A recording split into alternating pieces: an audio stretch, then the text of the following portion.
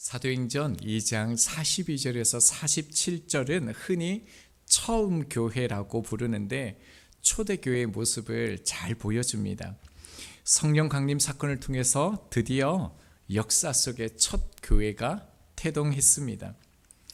우리는 때때로 초대교회로 돌아가자라는 말을 많이 하는데요, 의도는 분명합니다.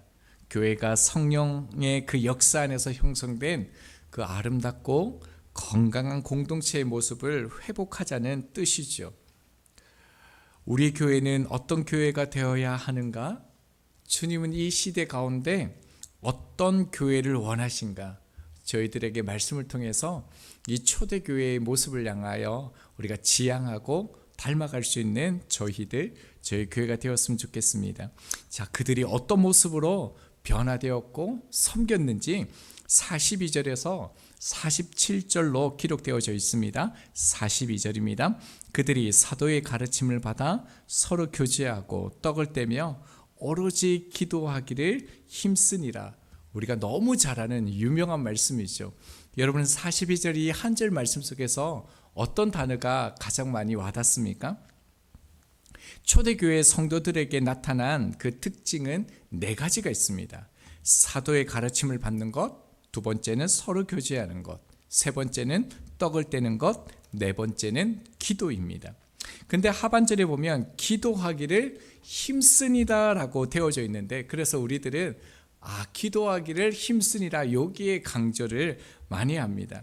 근데 사실 원문을 보면요, 힘쓰니라라는 이 동사는 기도에만 해당되는 문장이 아니라요, 네 문장 모든 것을 수식하고 있습니다. 자, 힘쓰다라는 이 단어는요, 자신을 묶다, 계속해서 전념하다, 끈질기게 붙들다라는 그런 의미를 담고 있는데요. 자, 그러니까 이렇게 해석을 해야 됩니다. 말씀의 가르침, 말씀을 배우는 일에 자신을 묶었고, 교제하는 일에 전념했고, 떡을 떼는 일에 끈질기게 참여했고, 기도하는 일에 포기하지 않고 지속해서 헌신했다. 이렇게 읽어야지 원문을 우리가 바르게 이해한 것입니다. 그리고 또 이 동사는요, 그 헬라어로 보면 미완료형으로 되어져 있습니다. 그러니까 어떤 의미입니까? 한 번 하고 끝난 게 아니라는 거예요. 계속적이고 반복적으로 실천되어졌던 일이 이 네 가지라는 것입니다. 참 귀한 말씀인데요, 한 가지씩 네 번의 시간을 통해서 구체적으로 좀 살펴보면서 적용할 수 있도록 하겠습니다. 우리 첫 번째는요, 그들이 사도의 가르침을 받아라는 부분을 좀 살펴보려고 합니다. 여러분, 초대교회가요, 처음으로 했던 일이 예배했다가 아니에요. 그들이 기도했다, 봉사했다가 아니라 무엇입니까? 가장 먼저 가르침을 받았다라는 것에 우리는 주목을 해야 됩니다. 자, 이 말은요, 기도와 예배, 어떤 봉사나 이런 것들이 가볍게 여겨도 된다라는 이런 말은 아닙니다. 기도와 예배는 분명히 신앙의 중심이 맞습니다. 자, 그런데요, 분명하게 성경은 교회가 태동했을 때 가장 먼저 했던 일을 우리 가운데 분명하게 소개하고 있습니다. 가르침을 받는 공동체, 가르침을 받는 교회였다라는 것을 선언합니다. 자, 누구의 가르침을 받았습니까? 사도의 가르침을 받았다라고 되어져 있습니다. 자, 그런데요, 자, 우리 성경을 보면요, 사도라 해가지고 단수로 딱 되어져 있습니다. 근데 원문에는요, 정확하게 복수형으로 되어져 있습니다. 그리고 사도들 또한 한 명이 아니죠, 12명입니다. 그리고요, 여기에서 가르침이란 이 단어는요, 우리가 복수형으로 볼 수 있는데, 그래야 문법상 맞는 것처럼 보이잖아요. 그런데 흥미로운 게 뭐냐면 이 가르침은요, 단수형이라는 거예요. 여러분, 이해가 되십니까? 사도가 복수고요, 가르침이 단수라는 거예요. 자, 무슨 뜻일까요? 이 땅에 수많은 목회자들이 강단에 서 있습니다. 각 시대와 지역마다 수많은 교회가 세워졌습니다. 자, 그들이 전해야 될 복음이요, 무엇이란 겁니까? 여러 개가 아니다라는 거예요. 복수가 아니다라는 거예요. 가르침은 하나여야 합니다. 교회가 다양할 수는 있지만요, 복음은 하나여야 하는 것이죠. 사도 시대도 마찬가지였습니다. 12명의 사도가 있었지만요, 그들이 전한 복음은 오직 하나였습니다. 하나님의 말씀, 예수 그리스도의 그 복음을 전했다라는 것을 분명하게 우리 가운데 말하고 있습니다. 자, 그리고요, 그들이 가르쳤던 그 내용은 무엇이겠습니까? 그 당시에는 아직 신약 성경이 기록되어지기 전이죠. 따라서 사도들이 전한 말씀은 구약에 기록된 그 약속의 말씀이었을 것입니다. 자, 그들은 이 말씀이 예수 그리스도 안에서 어떻게 성취되었는가를 성령의 조명 안에서 깨달아가기 시작한 것이죠. 그리고 그것들을 전했는 것입니다. 특별히 구약의 레위기에서 왜 그렇게 많은 어린 양이 죽어야 했는지 이해를 못했는데요. 자, 그런데 이제는요, 예수 그리스도 안에서 이해가 되는 겁니다. 그 어린 양이 신약의 예수 그리스도를 상징하는 그림자였구나. 하나님의 아들이 죽는 방식으로 나의 모든 죄가 소멸하였다라는 것을 그들이 성령 안에서 비로소 깨닫게 되어졌다라는 거예요. 이 놀라운 하나님의 약속의 말씀을 그들이 전했다라는 것이죠. 그 다음에는요, 예수 그리스도의 생애에 대해서 그 수많은 이들이 가르침을 받았을 것입니다. 이 땅에 오신 예수 그리스도, 그분의 삶, 십자가의 죽음과 부활, 다시 오실 그 주님에 대한 소망, 이 모든 것들을 통틀어 그리스도의 복음이라 하죠. 이것들을 가르쳤을 것입니다. 자, 그리고 마지막엔 또 무엇을 가르쳤을까요? 예수님께서 모든 족속으로 제자를 삼으라라고 하신 이 마지막 명령도 그들 가운데 가르쳤을 것입니다. 이 모습은요, 예수님의 그 공생의 사역과 동일합니다. 예수님의 공생의 사역의 핵심은 무엇이었습니까? 복음을 전하는 사역? 병 고치는 사역? 아닙니다. 마태복음 4장 23절입니다. 예수께서 온 갈릴리에 두루 다니사 그들의 회당에서 가르치시며 천국 복음을 전파하시며 백성 중에 모든 병과 모든 약한 것을 고치니라. 뿐만 아니라 마태복음 9장 35절에서도요, 계속적으로 말씀하시는 게 무엇입니까? 예수님의 첫 번째 사역은요, 가르침이라는 겁니다. 그 다음에요, 복음을 전하는 사역, 그 다음에 치유하는 사역이었다라는 겁니다. 그래서 사도들 또한 그들이 전한 내용은 단 하나, 예수 그리스도께서 자신들에게 가르쳐 주신 이 하나님의 말씀, 예수 그리스도의 그 생애에 대해서 가르쳤던 것이죠. 자, 그리고요, 초대교회 신도들은 계속해서 이 하나님의 말씀을 배우는데, 가르침을 받는데 헌신했다라는 것을 알 수 있습니다.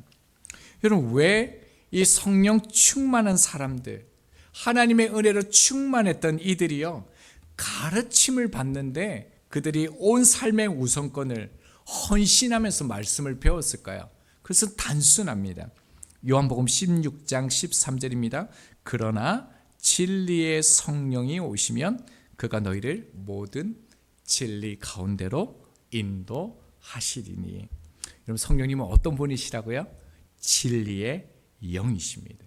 그래서 성령이 우리 안에서 역사하시고 충만하게 되어지면 되어질수록요, 그 사람은 더 이상 이 세상의 지식과 경험에 머무르지 않는다라는 거예요.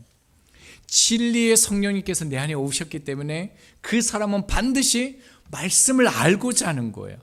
말씀이 배우고 싶어 하는 거예요. 그리고 말씀을 통해서 하나님의 뜻을 알고자 합니다. 그분은 진리의 영이시기 때문에 그렇죠. 히브리서 1장 1절입니다. 옛적의 선지자들을 통하여 여러 부분과 여러 모양으로 우리 조상들에게 말씀하신 하나님이라고 하는데요, 과거에는 하나님께서 선지자를 통해서 말씀하셨다는 겁니다. 자, 그런데 이제는요, 하나님께서 이 기록된 말씀을 통해서 하나님의 뜻을 알게 하신다, 분명하게 말씀하시는 거죠. 말씀을 읽지 않고, 말씀을 묵상하지 않고, 말씀을 사랑하지 않고서는 누구도 하나님의 뜻을 분별할 수 없는 것입니다. 그렇기 때문에 성령을 가까이 하면 할수록 우리들은 어떻습니까? 이 진리를 아는데, 이 진리를 탐구하는데, 이 진리를 깨달은데 목마른 것입니다. 더 갈망하는 것이죠. 성경이 어렵다고 말하는 사람들이 많습니다. 그 중에 하나가 저인 것 같습니다. 근데 성경이 정말 어렵습니다. 한번 생각해 보면요, 2000년 전에 4000년 전에 기록된 하나님의 말씀을 사실 우리가 한국어 번역본으로 읽는다고 해서 이 내용을 우리가 한 번에 이해할 수 있을까요? 여러분, 지금 현대인들이 지으신 그 책들도요, 어떻습니까? 배경 지식이 없으면 이해하기가 굉장히 어렵습니다. 여러분, 전공 분야의 책은 어떻습니까? 기본 개념은 불구하고요, 그 용어를 익혀야지만 조금 그렇게 알아가는 것이, 접근할 수 있는 것이 전공 분야의 책이지요. 자, 그런데요, 하물며 영원을 품은 하나님의 말씀인데 아무런 배움 없이, 아무런 이해 과정 없이 자연스럽게 깨달아진다? 다 알 수 있다? 사실 무리가 있습니다. 성경이 어렵다고 느껴지는 이유는요, 말씀이 난해해서가 아니라 우리가 말씀을 배우지 않았기 때문에 그렇습니다. 말씀을 깊이 있게 묵상하고 알아가는 그 과정이요, 사실 우리가 사회 속에서 어떤 공부에 전념하는 것에 비하면 너무너무 작기 때문에 그렇습니다. 성령님은 그것을 도우십니다. 우리가 말씀을 깨달아갈 수 있도록, 말씀 속에서 하나님의 뜻을 알아갈 수 있도록 도우시는 것입니다. 신앙은 감정만으로 유지되지 않습니다. 경험만으로 절대로 신앙은 깊어질 수 없습니다.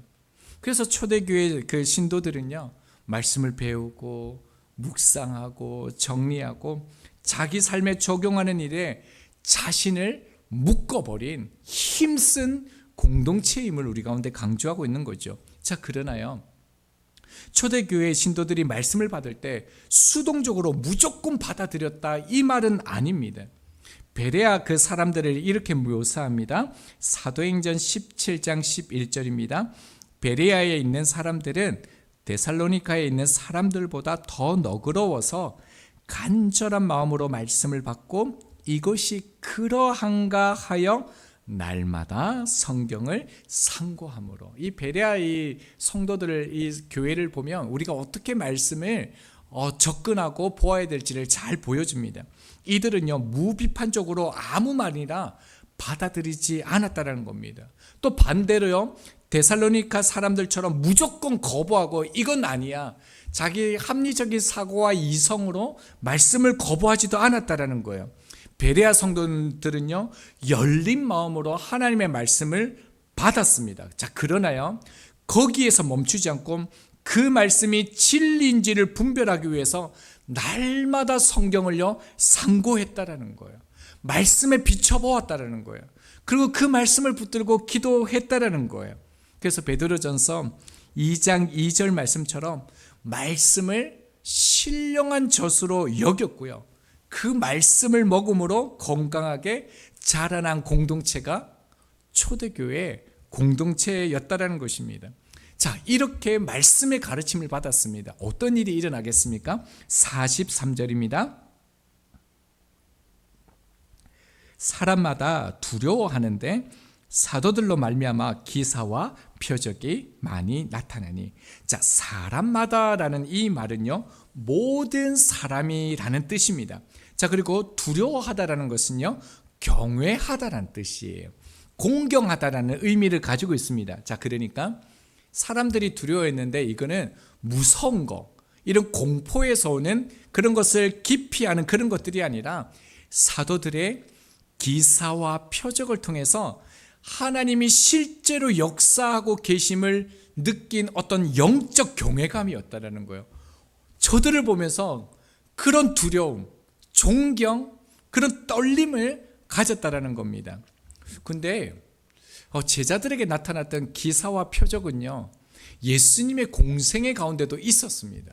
그들이 실제로 귀신을 쫓아냈죠. 오병이의 기적뿐만 아니라 참 많은 병을 고치는 기적도 실제로 그들이 행했습니다. 자, 그런데요, 사복음서를 보면 그들이 기사와 표적을 행할 때 이런 사람들이 두려워했다, 경외했다, 어떤 공경했다, 이런 표현이 나오지 않습니다.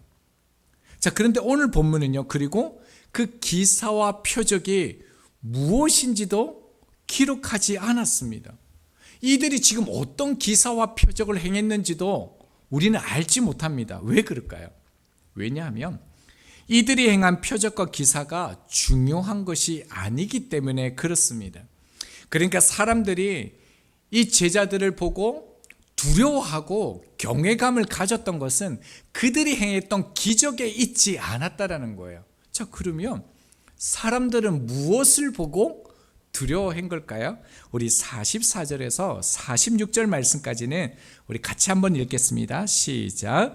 믿는 사람이 다 함께 있어 모든 물건을 서로 통용하고 또 재산과 소유를 팔아 각 사람의 필요를 따라 나눠주며 날마다 마음을 같이하여 성전에 모이기를 힘쓰고 집에서 떡을 떼며 기쁨과 순전한 마음으로 음식을 먹고, 자세한 그 본문의 말씀은 이 부분이 관련되어질 때마다 그때그때 말씀을 자세하게 나누겠습니다.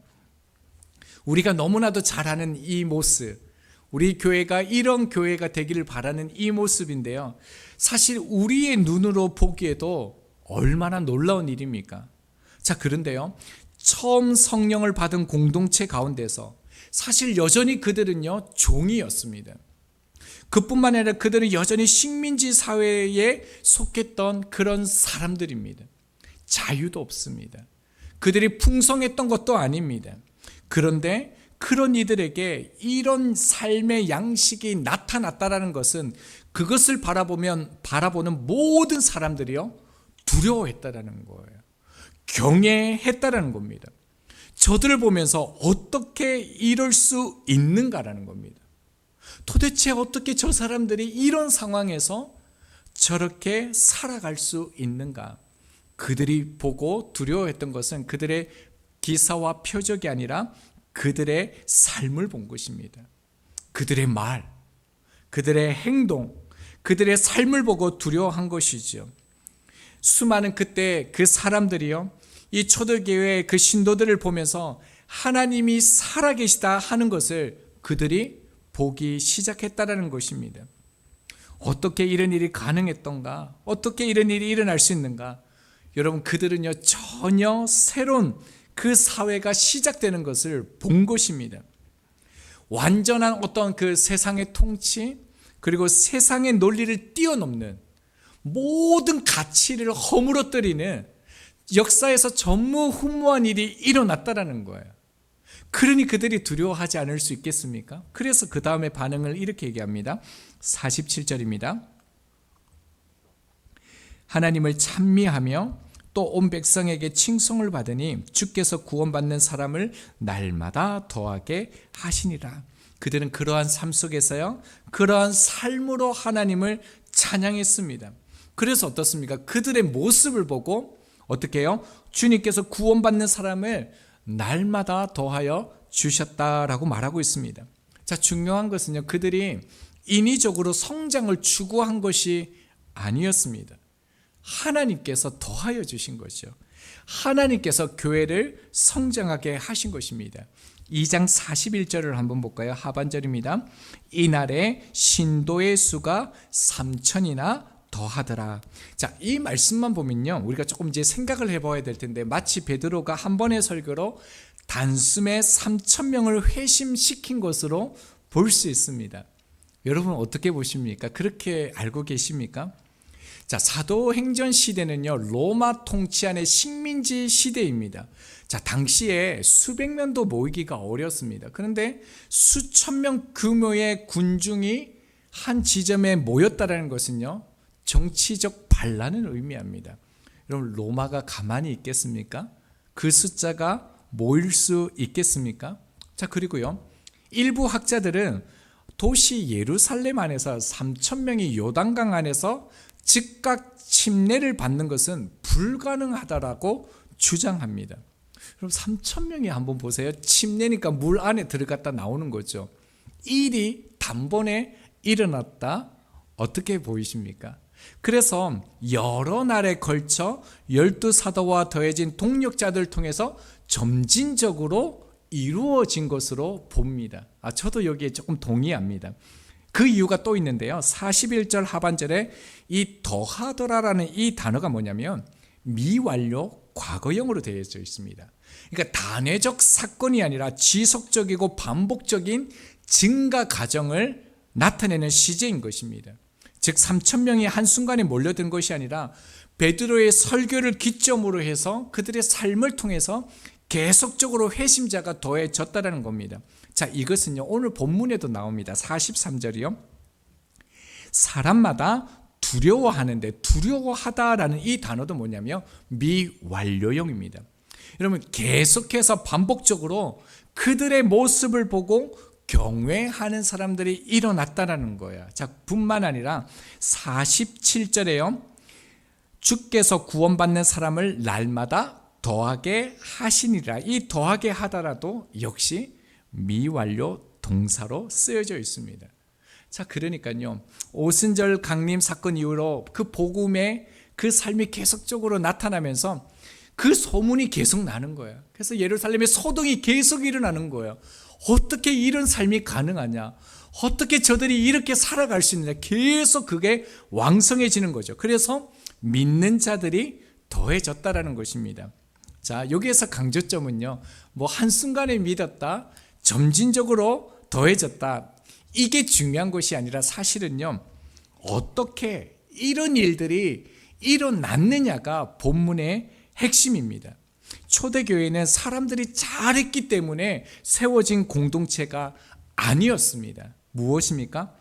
말씀 때문에 가능했고, 말씀 때문에 살아났고, 말씀 때문에 변화된 것이죠. 그래서 우리 41절 다시 한번 보면요, 우리 신도의 수가 3,000이나 더하더라. 우리가 이 신도에 대해서 나눠보았죠. 영혼, 생명체, 그러니까 일반 명사입니다. 사람을 지칭하는.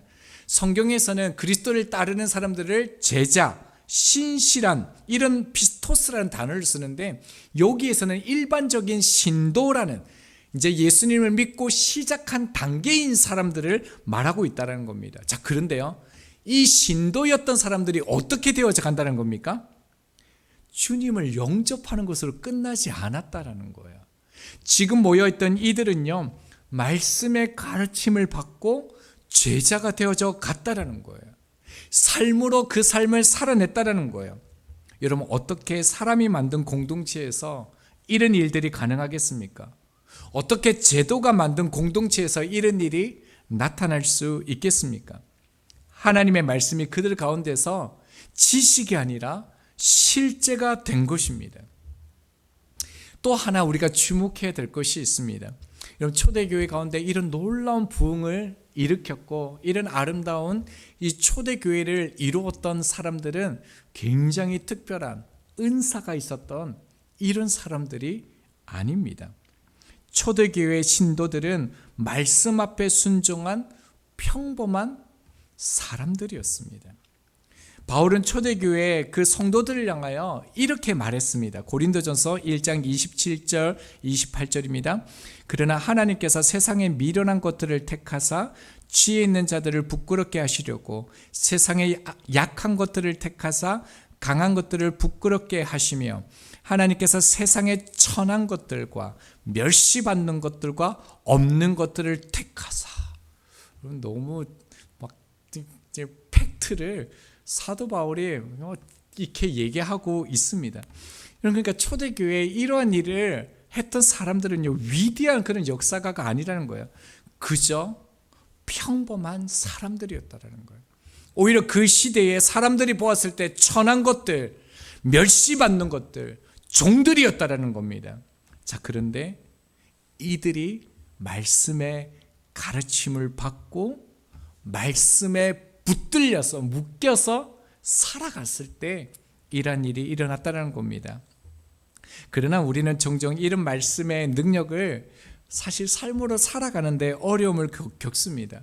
막 예배 때, 이런 집회 때 말씀을 들으면 그렇게 살겠다 이렇게 결단하고, 나도 그렇게 살 수 있다, 막 이런 마음을 가지는데, 막상 그 자리를 벗어나면 말씀과 동떨어진 삶을 살아가는 우리들의 모습을 만나게 되어지는데요.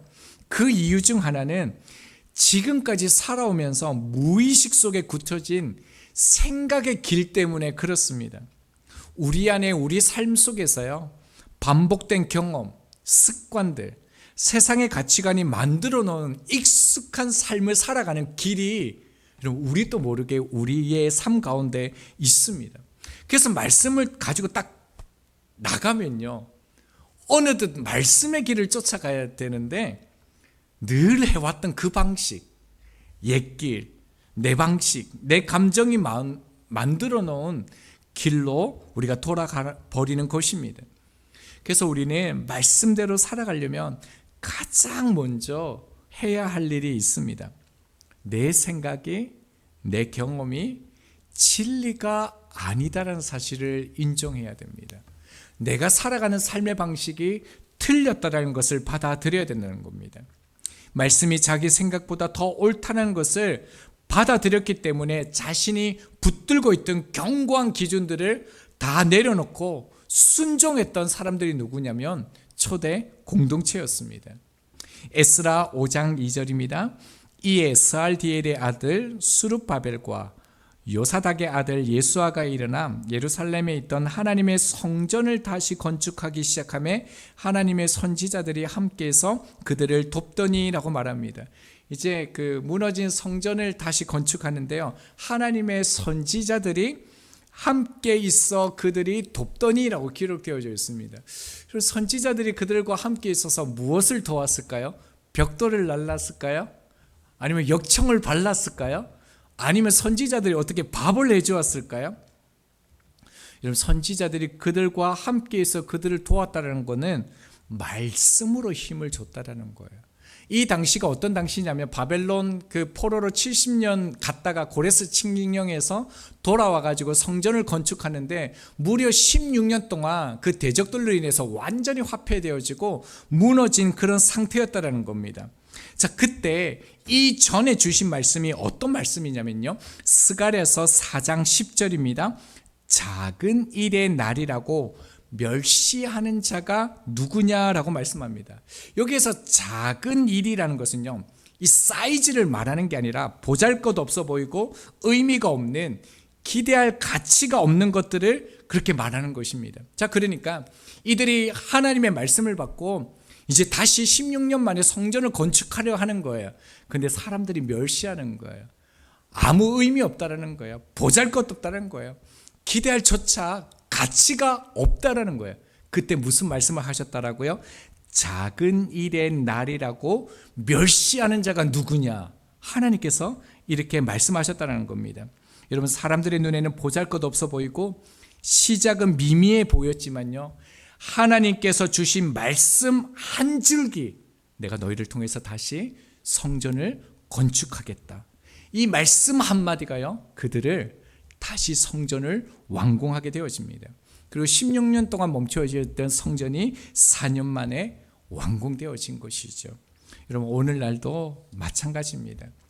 말씀 그 한 줄이요, 말씀 그 한 단어가 나를 일으키고 가정을 세우고 교회를 회복시키고 직장과 사회를 변화시키는 하나님의 생명력 있는 도구입니다. 우리가 특별해서가 아니라 말씀을 곁에 두는 사람이 될 때 하나님께서 일하시기 때문에 그렇습니다. 말씀 맺습니다. 더욱더요, 더 깊이 있게 말씀을 곁에 두는 평범한 사람들이 되시기를 바랍니다. 그리고요, 다른 이들 곁에서 말씀으로 세워갈 수 있는 저희 교회가 되기를 소망합니다.